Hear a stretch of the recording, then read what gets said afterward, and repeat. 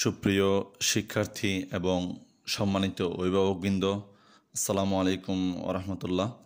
আশা করি সবাই ভালো আছেন। আল্লাহর রহমতে আমিও ভালো আছি।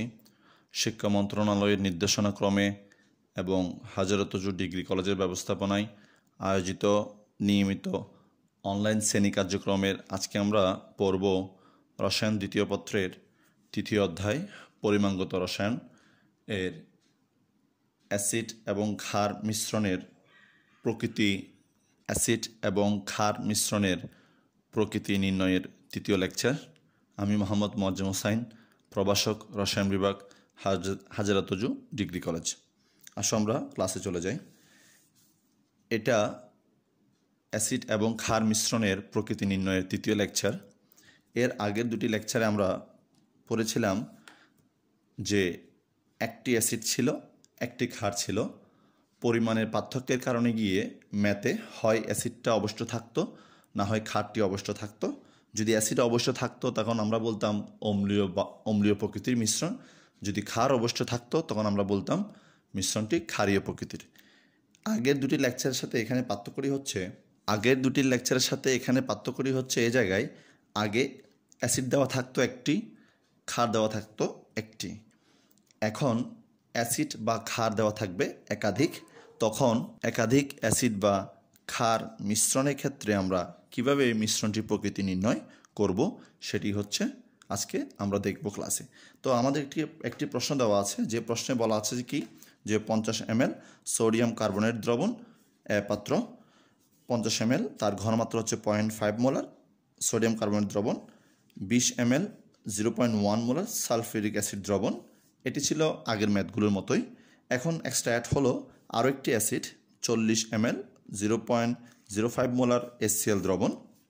তো আমাকে বলল যে আমি যদি একটা পাত্রে এ, বি এবং সি একসাথে মিশ্রিত করি, অর্থাৎ একটি ক্ষারীয় লবণ অর্থাৎ ক্ষার এবং দুটি অম্ল যদি একসাথে মিশ্রিত করি, সেক্ষেত্রে মিশ্রণের প্রকৃতিটি কেমন হবে।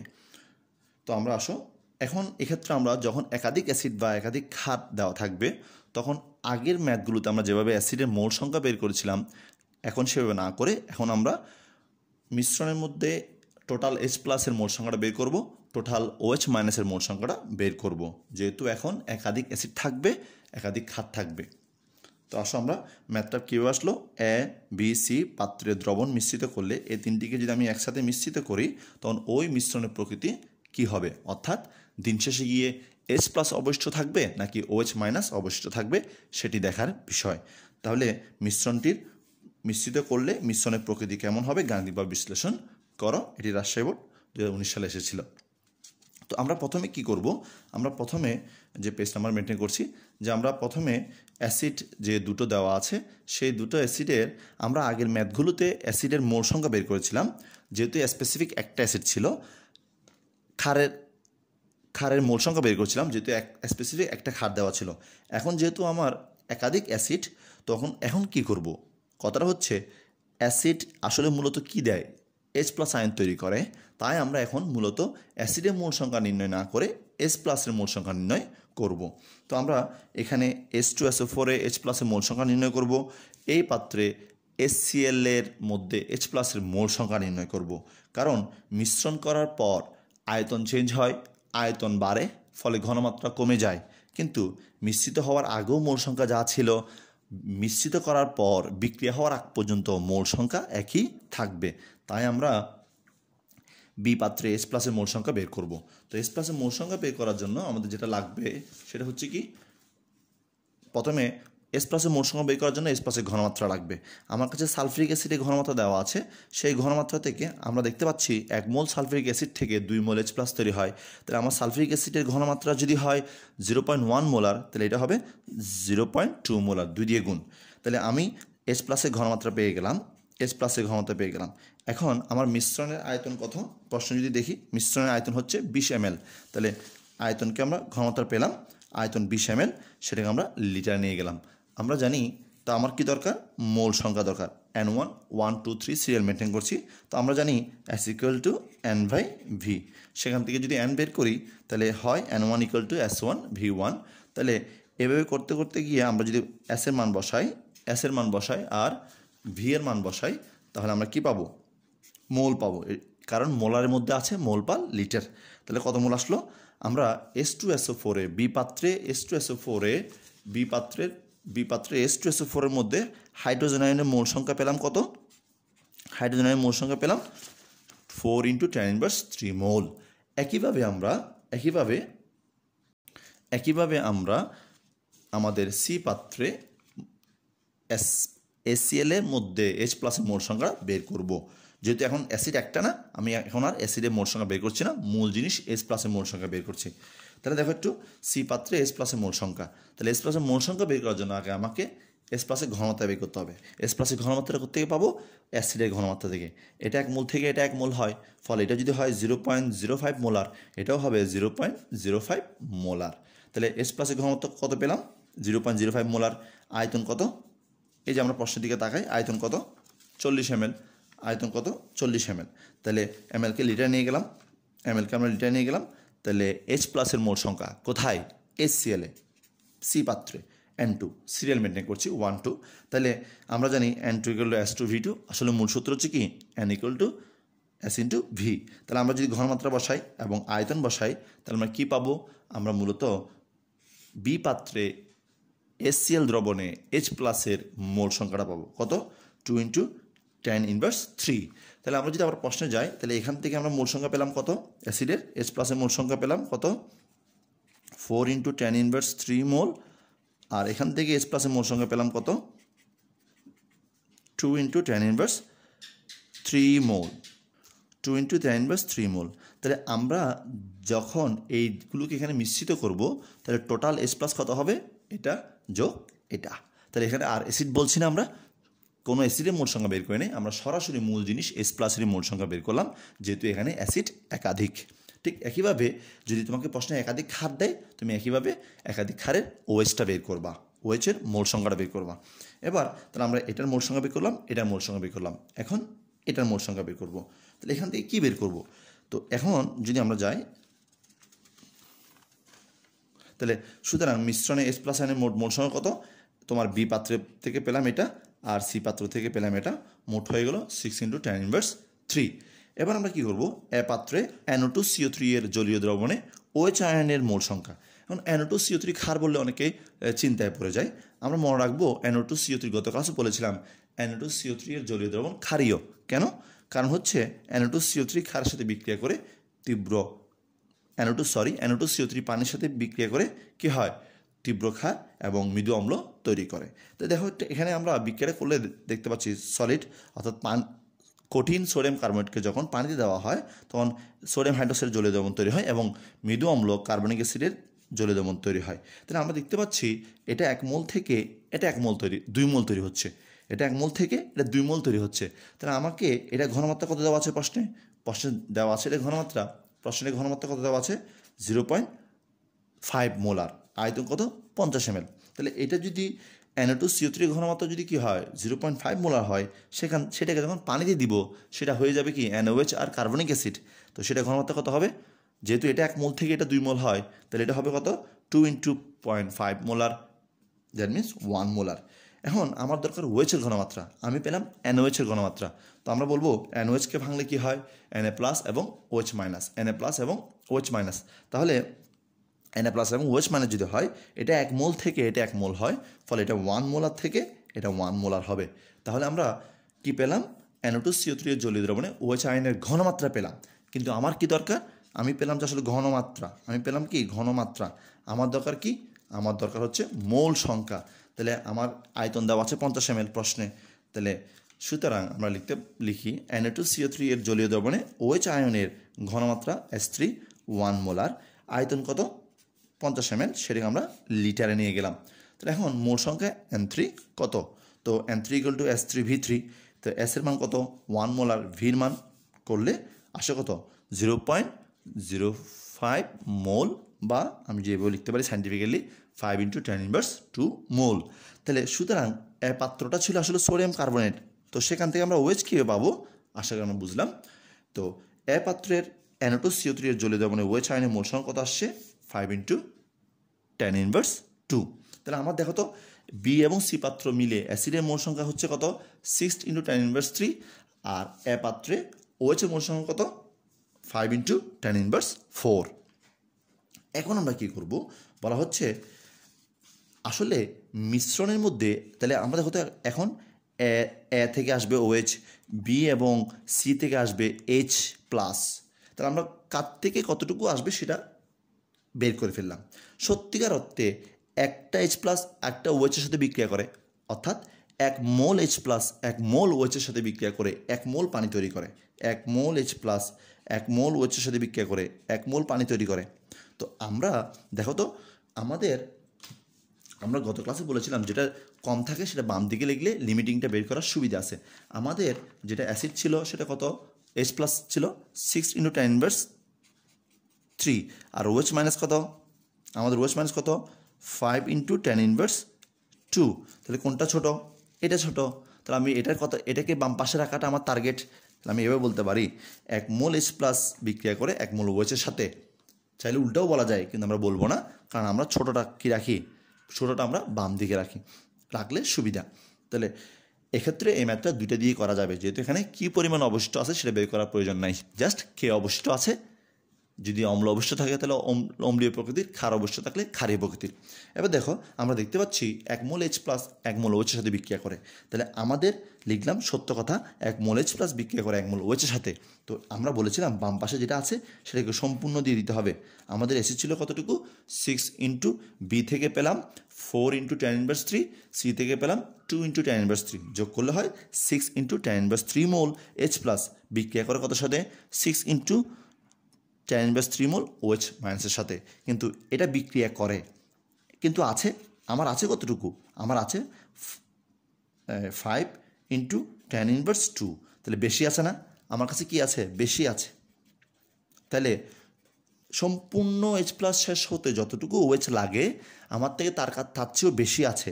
তাহলে দেখা যাচ্ছে সম্পূর্ণ H+ শেষ হওয়ার পরেও মিশ্রণে কি থেকে যাবে, OH। এখন বলো OHটা কোত্থেকে আসছে, সোডিয়াম কার্বনেট জলীয় দ্রবণ না? তাহলে আমরা বলতে পারি সম্পূর্ণ H+ শেষ হওয়ার পরও মিশ্রণে OH অবশ্য থাকবে, দ্যাট মিন্স মিশ্রণে ক্ষার অবশ্য থাকবে। যেহেতু ক্ষার অবশ্য থাকবে সুতরাং মিশ্রণটি হবে ক্ষারীয় প্রকৃতির। যেহেতু এখানে কি অবশ্য আছে, OH অবশ্য আছে, তো OH হচ্ছে ক্ষার, সেজন্য মিশ্রণটি হবে ক্ষারীয় প্রকৃতির। যদি বলা হয় কোন পদটি অবশ্য থাকবে, তখন আমরা বলবো এই OHটা কোত্থেকে আসছে, সোডিয়াম কার্বনেটের জলীয় দ্রবণ থেকে আসছে। তাই আমরা বলবো যেহেতু এখানে সম্পূর্ণ অ্যাসিড শেষ হওয়ার পরেও OH অবশিষ্ট আছে, তাই মিশ্রণটির প্রকৃতি হবে ক্ষারীয়। আর অনেক সময় প্রশ্ন বলে মিশ্রণটির pH কেমন হবে, তাহলে মিশ্রণটির প্রকৃতি যেহেতু ক্ষারীয়, pH হবে 7-এর চেয়েও বড়। তাহলে আমরা মূলত করলাম কি, আমরা আগে ছিল যে একটা অ্যাসিড একটা ক্ষার, তাই আমরা H+ এরও মোল সংখ্যা বের করতাম না, OH মাইনাসেরও মোল সংখ্যা বের করতাম না, অ্যাসিড এবং ক্ষারের মোল সংখ্যাটা বের করতাম। কিন্তু এখন যেহেতু একাধিক অ্যাসিড বা একাধিক ক্ষার চলে আসছে, তখন আমরা কারো মোল সংখ্যা বের করতে পারবো না, দুজনেরই নর্মাল রূপে যেতে হবে, অর্থাৎ দুজনই যা দেয়, OH+ দেয়, OH+ দেয়। এই প্রশ্নে দুইটা অম্ল ছিল একটা ক্ষার, এরকম আসতে পারে দুইটা ক্ষার একটা অম্ল। তাহলে আমরা এখন এই প্রশ্নটাতে যাব। তো তাহলে এখানে কি দেখলাম, আবার একটু রিপিট করছি, অ্যাসিড শেষ হয়ে যাচ্ছে, OH অবশিষ্ট আছে। তো OH যেহেতু অবশিষ্ট আছে তাহলে নিশ্চয়ই ক্ষার অবশিষ্ট আছে, দ্যাট মিন্স মিশ্রণটি ক্ষারীয় প্রকৃতির। এবার আমরা যদি প্রশ্ন 2-এ আসি তাহলে দেখব এটি বিকার্বনেশন নুনের প্রশ্ন। এবার দেখো আমরা যদি 2-এ আসি, এখানে দেখতে পাচ্ছি 3টা দ্রবণ 1 2 3। আগের ম্যাথগুলোতে ছিল যে একটা অ্যাসিড একটা ক্ষার, এখন একাধিক অ্যাসিড একাধিক ক্ষার। তো দেখো তো অ্যাসিড একটি ক্ষার দুটি। তো এই ম্যাথ তো সেম একই জিনিস। আমরা এবার বলো যে কি আমরা যদি দ্রবণ 3টাকে একসাথে করি, দ্রবণ 3টাকে একসাথে করলে কি হবে, মিশ্রণটার প্রকৃতি কেমন হবে। দ্যাট মিন্স আসলে কি বোঝাচ্ছে যে এই 3টার মধ্যে যে H+ এবং OH মাইনাস আছে তারা বিক্রিয়া করে শেষ পর্যন্ত কি H+টা অবশ্য থাকবে নাকি OH মাইনাসটা অবশ্য থাকবে। কারণ অ্যাসিড অবশ্য থাকা মানে আসলে আলটিমেটলি H+ অবশ্য থাকা, OH অবশ্য থাকা মানে আসলে অ্যাসিড ক্ষার অবশ্য থাকা। কারণ অ্যাসিডরা জলীয় দ্রবণে H+ দেয়, ক্ষাররা জলীয় দ্রবণে OH মাইনাস দেয়। আচ্ছা এবার দেখো তাহলে আমরা প্রথমে তার কী বলবো, দ্রবণ 3টিকে একই সাথে মিশ্রিত করলে মিশ্রণের প্রকৃতি কেমন হবে তা গাণিতিকভাবে তোমাকে কী করতে বললো, বিশ্লেষণ করতে বললো। তাহলে একই নিয়মে আমরা প্রথমে এখানে অ্যাসিডের H প্লাসের মোল সংখ্যা বের করে নিব। এখানে এই তো অনেকে বলবে তোমার এখানে একটা অ্যাসিড, তাহলে H প্লাসের মোল সংখ্যা বের করার দরকার কি? তো যেহেতু একাধিক যেহেতু আমরা ওর জন্য H প্লাস বের করবো, ক্ষারের জন্য OH মাইনাস বের করবো। একের অধিক অ্যাসিড হলে বা একের অধিক ক্ষার হলেই তখন আমরা অ্যাসিডের জন্য H প্লাসের মোল সংখ্যা বের করবো, ক্ষারের জন্য OH মাইনাসের মোল সংখ্যা বের করবো। তাহলে প্রথমে দেখো আমরা দ্রবণ একে কী করলাম, আমরা দ্রবণ একের মধ্যে এই যে পেজ নাম্বার দেখো 7-8, দ্রবণ একের মধ্যে আমরা অ্যাসিডের মোল সংখ্যা বের করার জন্য, তো অ্যাসিডের যদি মোল সংখ্যা H প্লাসের যদি মোল সংখ্যা বের করতে চাই, আমরা যদি H প্লাসের মোল সংখ্যা বের করতে চাই, তাহলে প্রথমে H প্লাসের ঘনমাত্রা লাগবে, সেটা আমরা কোত্থেকে পাবো? সেটা আমরা অ্যাসিডের ঘনমাত্রা থেকে পাবো। যেহেতু এটা 1 মোল থেকে এটা 1 মোল, ফলে এটা যদি 0.15 মোলার হয়, এটা হবে 0.15 মোলার। আমরা ঘনমাত্রা পেয়ে গেলাম অ্যাসিডের সহায়তায়। আর আয়তন কত দেখতে পাচ্ছ? 680। আয়তন কত? 680 ml। mlকে আমরা কোথায় নিয়ে গেলাম? mlকে আমরা লিটারে নিয়ে গেলাম। তাহলে আমরা কী বের করবো? অ্যাসিডের মধ্যে H প্লাসের মোল সংখ্যা বের করবো। তাহলে N1 কত? আমরা জানি, যেহেতু প্রথমটা সেজন্য 1 ধরছি, দ্বিতীয়টা 2, তৃতীয়টা 3। তাহলে N কত? আমরা জানি N/V, সেই সূত্র থেকে N এর সূত্র আসলো। তাহলে ঘনমাত্রা বসালাম, এর মোলার মানে মোল পার লিটার কাটা গিয়ে মোল থাকে, আর আয়তন বসালাম, কত আসলো? অ্যাসিডের মোল সংখ্যা আসলো কত? অ্যাসিড না, H প্লাসের মোল সংখ্যা আসলো কত? 0.102। তাহলে এখানে H প্লাস কতটুকু আছে? H প্লাস হচ্ছে কতটুকু? 0.102 মোল। আচ্ছা, এবার আমরা কি করব? NaOH থেকে OH এর মোল সংখ্যা বের করব। এখান থেকে ঠিক আগের মেথের মতো Na2CO3 থেকেও OH এর মোল সংখ্যা বের করব। একটা ক্ষার, এটা একটা ক্ষার, এখান থেকে একটা OH বের হবে, OH এর মোল সংখ্যা বের হবে, এখান থেকে একটা OH এর মোল সংখ্যা বের হবে, দুটো যোগ করব। তাহলে আমরা যদি এবার এই নবম পেজে চলে যাই, ক্ষারের মোল সংখ্যা বের করার জন্য দেখো ওই যে প্রশ্নটা রাখছি, বলছে কি দ্রবণ 2-এ NaOH এর মোল সংখ্যা নির্ণয় করো। তাহলে আমার ঘনমাত্রা কত দেওয়া আছে? 0.1। তাহলে NaOH এর ঘনমাত্রা থেকে আমরা OH এর ঘনমাত্রা পাই কিনা? কারণ আমরা বের করতে চাচ্ছি কার মোল সংখ্যা? OH এর মোল সংখ্যা। তো যার মোল সংখ্যা বের করতে হয় তার তো ঘনমাত্রা জানতে হয়, ঘনমাত্রা জানতে হয়, আর দ্রবণের আয়তন জানতে হয়। তাহলে কত? OH এর ঘনমাত্রা কত? S2 সমান 0.1 মোলার। B2 কত? আয়তন 440 ml, সেটাকে আমরা কোথায় নিয়ে গেলাম? লিটারে নিয়ে গেলাম। তার মোল সংখ্যা কত? তো আমরা জানি S=N/V, তো N=SB। তাহলে ঘনমাত্রা বসালাম, আয়তনটা বসালাম। তাহলে এই পাত্রে ক্ষারের মোল সংখ্যা আসলো কত? ঘনমাত্রা বসালাম 0.1, মোল সংখ্যা লিটারে নিয়ে গেলাম, আসলো কত? 0.044 মোল। তাহলে বি পাত্রে কতটুকু OH, কত মোল OH আছে, কত মোল OH মাইনাস আছে? 0.044 মোল। তাহলে বি পাত্রটা পেয়ে গেলাম। এখানে OH কত? 0.044 মোল। এখন এখান থেকে বের করবো। তাহলে এখান থেকে কীভাবে বের করবো একটু বলি মুখে। এখান থেকে প্রথমে OH এর ঘনত্ব বের করবো, NaOH এর ঘনত্ব বের করবো, NaOH এর ঘনত্ব থেকে OH মাইনাসের ঘনত্ব বের করবো, OH মাইনাসের ঘনত্ব থেকে OH এর মোল সংখ্যা বের করবো, যেটা ঠিক আগের মেথে করেছিলাম আমরা। আসো, তাহলে Na2CO3 এর জলীয় দ্রবণে OH এর মোল সংখ্যা নির্ণয়। Na2CO3 এর জলীয় দ্রবণে OH এর মোল সংখ্যা নির্ণয়। তো আমরা জানি Na2CO3 এর জলীয় দ্রবণ ক্ষারীয়, অর্থাৎ পানিতে দিলে সেটা ক্ষার তৈরি করে, তীব্র ক্ষার তৈরি করে, আর মৃদু অম্ল তৈরি করে।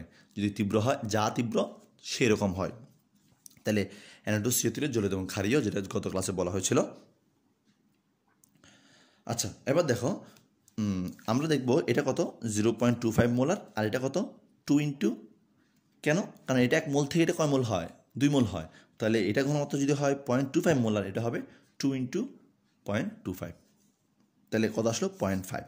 তাহলে আমি Na2CO3 ঘনমাত্রা থেকে সোডিয়াম হাইড্রোক্সাইডের ঘনমাত্রা বের করলাম, কিন্তু আমার লাগবে OH এর ঘনমাত্রা। তাহলে আমার NaOH 1 মোল থেকে 1 মোল OH তৈরি হয়, 1 মোল NaOH ভাঙলে 1 মোল OH পাওয়া যায়। ফলে 0.5 মোলার NaOH থেকে 0.5 মোলার OH মাইনাস পাওয়া যাবে। তা আমরা OH মাইনাসে কী পেলাম? ঘনমাত্রা পেলাম। কোথায়? 3 নম্বর দ্রবণে OH মাইনাসের ঘনমাত্রা পেলাম, কিন্তু আমার ঘনমাত্রা দিয়ে কোনো কাজ নাই, আমার লাগবে মোল সংখ্যা। তাহলে মোল সংখ্যা পাওয়ার জন্য কী করতে হবে? আয়তন দিয়ে গুণ করতে হবে। তাহলে আমরা কী করবো এখন? তাহলে OH এর ঘনমাত্রা কত পেলাম? 0.5 মোলার। কার সহায়তায়? Na2CO3 হয়ে NaOH হয়ে OH এর ঘনমাত্রা পেলাম। আয়তন কত? 210 ml। এবার দেখো মোল সংখ্যা কত? মোল সংখ্যা হোয়াট? তাহলে আমরা জানি N3 সমান মানে N ইকুয়াল টু SV। তাহলে 0.5 বসালাম ঘনমাত্রা আর আয়তন বসালাম, লিটারে নিয়ে গেলাম। কত আসলো মোল সংখ্যা? 0.105 মোল। 0.105 মোল। তাহলে আমরা শেষ পর্যন্ত NaOH NO2CO3 দ্রবণে যদিও বা দেখে বোঝা যাচ্ছে না OH করতে আসছে, সেখানে OH এর মোল সংখ্যা কত বের করলাম? 0.105 মোল। তাহলে আমার OH কত হবে? এটা যোগ এটা, কোন জায়গায়? তিনটার মিশ্রণের মধ্যে OH হবে কতটুকু? এইটা যোগ এটা। তাদের সাথে বিক্রিয়া করবে কে? একটা জায়গা থেকে আসা HCl থেকে আসা H+ এর মোল সংখ্যা। তাহলে দেখো একটু, তাহলে আমার সুতরাং মিশ্রণের OH এর মোট মোল সংখ্যা যোগ করতে হবে। আগে ছিল তোমার বি দ্রবণ 2 ছিল 0.04 মোল, অর্থাৎ NaOH থেকে, আর NO2CO3 থেকে আসলো কতটুকু? 0.105 মোল। দুটো যোগ করলে 0.149 মোল। তো অনেকে প্রশ্ন করে থাকে যে আমরা মিশ্রিত করছি কিন্তু আয়তনটা আগেরটা নিলাম কেন, দ্রবণ 2 নিলাম কেন? আমি আবারও বলছি, মিশ্রণের ফলে দ্রবণের আয়তন পরিবর্তন হয়, ঘনমাত্রাও পরিবর্তন হয়। কারণ আয়তন চেঞ্জ হলে তো অবশ্যই ঘনমাত্রা চেঞ্জ হবে, কিন্তু ঠিক থাকে কি? মোল সংখ্যা। কারণ আমরা জানি S = N/V। তো যেহেতু V চেঞ্জ হলো, ঘনমাত্রা এমনভাবে চেঞ্জ হবে যাতে মোল সংখ্যা কী থাকে? ঠিক থাকে। কারণ কোনো জিনিস মিশ্রিত করলে, আমি যদি তিনটাকে মিশ্রিত করি, মোল সংখ্যা কোনো পরিবর্তন হবে না বিক্রিয়া হওয়ার আগ পর্যন্ত। এখানে যত মোল NaOH ছিল এখানেও ঠিক তত মোল থাকবে বিক্রিয়া হওয়ার আগ পর্যন্ত। এখানে যত মোল সোডিয়াম কার্বনেট ছিল এখানেও ঠিক ততটুকু থাকবে সোডিয়াম কার্বনেট বিক্রিয়া হওয়ার আগ পর্যন্ত। তো সেজন্য আমরা মোল সংখ্যা যদি হিসাব করতে হবে, আমরা যে পাত্রের আয়তন সে পাত্রে হিসাব করি। আচ্ছা, এবার দেখো আমরা কি করলাম, তোমার মোল সংখ্যাগুলো বের করলাম, H+ মোল সংখ্যা বের করলাম, OH- মোল সংখ্যা বের করলাম। আমাদের কাজ এবার শেষ। এবার আমরা সত্যি কথা জানি 1 মোল H+, 1 মোল OH এর সাথে বিক্রিয়া করে 1 মোল পানি তৈরি করে। তো আমার কাছে দেখো তো, আমার কাছে H+ আছে কতটুকু? আমার কাছে H+ আছে যে 0.102 মোল, আর দ্রবণ 2 এবং 3 মিলে OH- আছে কতটুকু? 0.149 মোল। তো আমরা বলেছিলাম কোনটাকে বাম পাশে লিখবো, যেটা কম সেটাকে বাম পাশে লিখবো। তাহলে অর্থাৎ সেটাকে বাম পাশে লিখবো মানে সেটা সবগুলো কথা আমরা কি লিখবো? বাম পাশে লিখবো। তাহলে 1 মোল, এটা তো সত্য কথা, 1 মোল H+ বিক্রিয়া করে 1 মোল OH- এর সাথে। তো এটাকে চাইলে লেখা যেত 1 মোল OH- বিক্রিয়া করে 1 মোল H+ এর সাথে, কোনো অসুবিধা নেই, যেহেতু এখানে কী পরিমাণ অবস্থা আছে সেটা বের করার কোনো প্রয়োজন নাই। তাহলে আমরা লিখলাম 1 মোল H+ বিক্রিয়া করে 1 মোল OH এর সাথে। আর আমার কাছে মোট অম্ল কত? মোট অম্ল যেহেতু এই পাশে যেটা আছে আমরা জানি সেটা কী হতে হয়? সম্পূর্ণ দিয়ে দিতে হয়। তাহলে 1 মোল অম্ল বিক্রিয়া করে, সেটা 1 মোল H+ বিক্রিয়া করে 1 মোল OH এর সাথে। তাহলে সম্পূর্ণ আমার যেটা আছে 0.102 মোল H+ বিক্রিয়া করে 0.102 মোল OH- এর সাথে। তাহলে এটা হচ্ছে বিক্রিয়া করে। এটা কি? বিক্রিয়া করে। কিন্তু আমার আছে কতটুকু? আমার আছে হচ্ছে 0.149। তাহলে কি আছে? বেশি আছে না? বেশি আছে। তাহলে আমার বলা হচ্ছে সম্পূর্ণ H+ শেষ হয়ে যাওয়ার পরও আমার কাছে OH থেকে যাবে। কারণ OH যতটুকু সম্পূর্ণ H+ শেষ করার জন্য যতটুকু OH প্রয়োজন, আমার কাছে তার চেয়েও কি আছে? বেশি আছে। এখানে দেখা যাচ্ছে সম্পূর্ণ H+ করতে আসছিল HCl থেকে, শেষ হওয়ার পরেও মিশ্রণে OH কি থাকবে? অবশিষ্ট থাকবে। তো OH করতে আসলে লিখেন না যে OH তো 2 জায়গা থেকে আসছে, সেজন্য লিখি নেই। তো OH অবশ্য থাকবে। তাই যেহেতু OH অবশ্য থাকবে, তাহলে মিশ্রণটির প্রকৃতি হবে কি? ক্ষারীয়। আর ক্ষারীয় যেহেতু pH হবে কি? 7-এর চেয়েও বেশি। তাহলে আমরা কি দেখলাম? আমরা দেখলাম যে কি একাধিক অ্যাসিড। তাহলে আবার এরকম প্রশ্ন হইতে পারে না, 2টা অ্যাসিড 2টা ক্ষার, 2টা অ্যাসিড হলো, HCl দিল, H2SO4 দিল, আবার এদিকে তোমাকে NaOH দিল, KOH দিল, হতে পারে কি না? তাহলে দেখো তো, 2টা ম্যাথের মাধ্যমে আমরা আরও কয়েকটা ম্যাথ করতে পারবো। এখানেও ঠিক সেম একইভাবে আমি HClও চিনি না, H2SO4 চিনি না। আমি মূলত ওদের ঘনমাত্রা থেকে প্রথমে H+ এর ঘনমাত্রা বের করে সেটার মাধ্যমে H+ এর মোল সংখ্যা বের করব, আর এখান থেকে আমরা OH- এর মোল সংখ্যা বের করব। আসলেই কিন্তু সত্যিকার অর্থে বিক্রিয়া করে যে H+ এবং OH-, কারণ অ্যাসিড মানিত H+ আর ক্ষার মানিত OH-।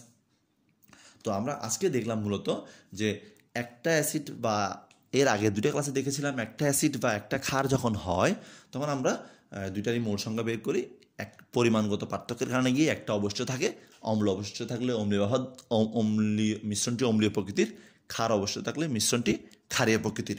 তো এখানে জাস্ট ডিফারেন্সটা কোন জায়গায়, এখানে একাধিক অম্ল অথবা একাধিক ক্ষার, তখন আমরা স্পেসিফিক করে আর অম্লের মোল সংখ্যা বের করতে পারি না। কোনো স্পেসিফিক অম্লের মোল সংখ্যা বের না করে আমরা দুজনেরই মূল জিনিস H+-এর মোল সংখ্যা বের করি। যদি একাধিক ক্ষার দেয় কারো আমরা মোল সংখ্যা বের না করে দুজনেরই OH-এর মোল সংখ্যা বের করি, কারণ তারপর আমরা বিক্রিয়া ক্যালকুলেশন করি। কারণ সত্যিকার অর্থে আসলে মিশ্রণে বিক্রিয়া হয় কি, অ্যাসিডের H+ এবং ক্ষারের OH- সাথে। তো আমরা আশা করি আজকে ক্লাসটা মোটামুটি বুঝলাম। এই ম্যাথটা দিয়ে এই 3টা ক্লাস যারা মনোযোগ সহকারে করেছো তাদেরকে ধন্যবাদ। আশা করি ইনশাল্লাহ এই ক্লাসটা করে তোমরা উপকৃত হবা। তারপরও যদি কোনো কোয়েশ্চেন থাকে তাহলে ইনবক্সে জানাবে, কমেন্টে জানাবে, আমি অবশ্যই উত্তর দিব। তো সবাই ভালো থাকবে। আল্লাহ হাফেজ। আসসালামু আলাইকুম ওয়া রাহমাতুল্লাহ।